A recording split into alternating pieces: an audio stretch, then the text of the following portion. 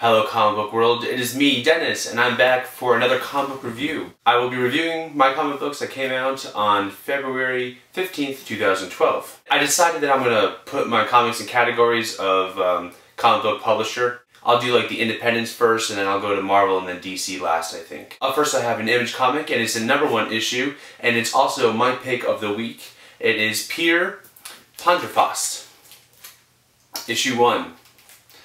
Wow, oh my gosh. I read about this comic book online before it came out, obviously, and it really piqued my interest. I'm a big fan of Peter Pan and the whole Lost Boy mythology of everything that is Peter Pan's world. Peter Pan has a bazooka right here, alright? Peter Panzerfaust is kind of a what-if story.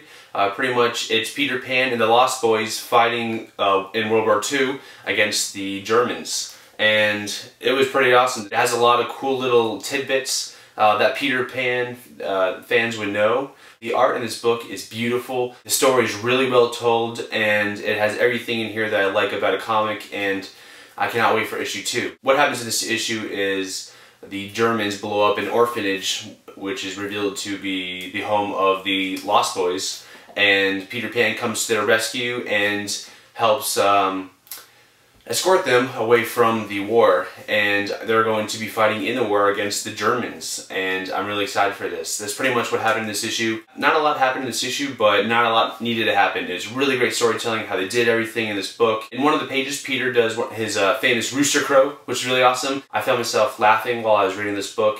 It's a very funny read, it's a great story, and it's definitely my pick of the week. This issue has Lost Boys, Peter Pan, Nazis, and tanks. Pick it up by Peter Panzerfaust, issue 1 from Image Comics. Alright, up next we have another Image comic, and it is issue 2 of Mudman.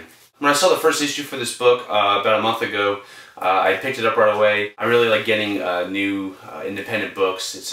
They're a lot of fun to read. I saw some pages online of this book before the first issue came out, and it reminded me a lot of Mike Allred's Mad Men, which I love.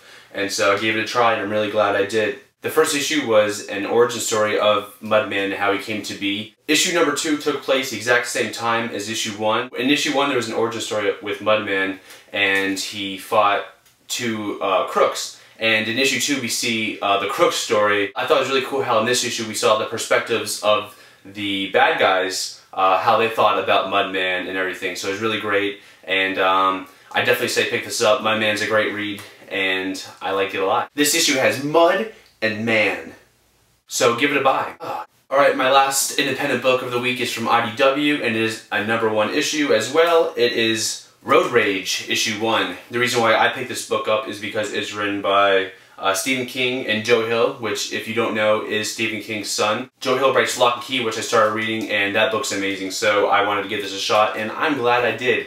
This book is 100% a great story. This book is going to be a 4-issue miniseries. And in this issue, what happens is the driver in this truck, this big old truck, is murdering these gang members by just running them over. It's very gory. I recommend this highly, but it is a mature read. There's lots of blood and gore, but it's fun. Artwork is amazing, story is really well told. You pretty much get a little bit of a backstory of the characters, and you get a kind of a plot point of what's going to be going on in this book. So, really good, pick it up. It's from IDW, issue 1 of Road Rage. This issue has trucks, bikes, death, nudity, and drugs. So, yeah.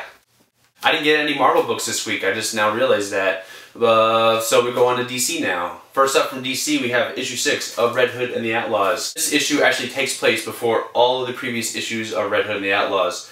This is actually when Jason, Red Hood, meets Starfire for the first time, and it's actually really well done. You get to see their first encounter with each other, and you get a lot of backstory with Starfire and Jason Todd, and you get to see what, you get a lot of character qualities in this issue, and you find out a lot. It's a very great issue to find out a lot of stuff about this book and these characters. The very last page of this book, you find out that Red Hood and Starfire are going to go rescue Arsenal from the terrorists that have him captured, which happened in issue 1. So this takes place before the first issue, like I said. It's really well done, and I like it a lot. We see old school blue costume Nightwing in this issue, and a little bit of interaction between him and Jason Todd, which was a backflash. And we also find out why Jason Todd wears the outfit he wears now with the Batman emblem on it. This issue has absolutely no arsenal, but it does have some Red Hood, it has some Starfire,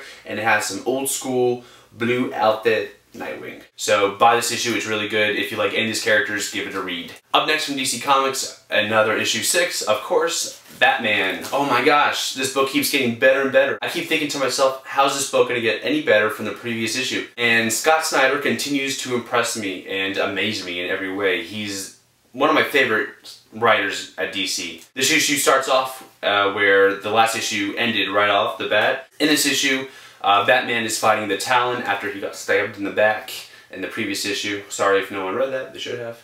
Batman is pretty much on his last breath. He's about to give in, and you think he might die, but he comes out with the last bit of energy that he has, and he you know, pulls through, and it's really great sequences. Greg Capullo does amazing artwork again in this issue, and he gets better with every issue that comes out in Batman with his artwork. It's very surreal. This book is very just like crazy. Like so much is happening in it. The visuals are amazing. It goes crazy one minute and it goes normal the next. Batman's still kind of drugged up, and he's like seeing the Court of the Owls as these freaky owl people, and then all of a sudden they're normal, and it's just kind of his vision, his mind is just being messed with.